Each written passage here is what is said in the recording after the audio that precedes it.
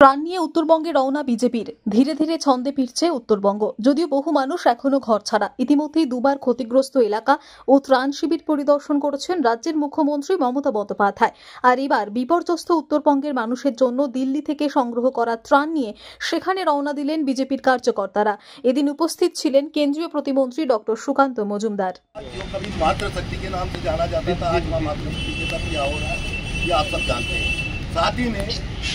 इतना बड़ा बाढ़ आया और लोग वहाँ परेशान है, लेकिन वहाँ की सरकार सिर्फ और सिर्फ अपने नौटंकी करने के अलावा कुछ भी नहीं कर रही।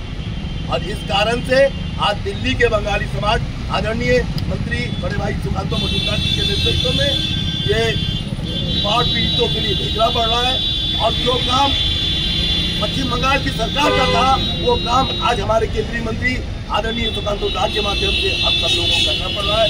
ये दुर्भाग्य भी है और सौभाग्य भी है। सौभाग्य इसलिए कि दिल्ली की बंगाली समाज इसको कर पा रहा है, और दुर्भाग्य ये कि वहाँ की सरकार इतनी निकम्मी हो गई है कि उसको कुछ करना ही नहीं।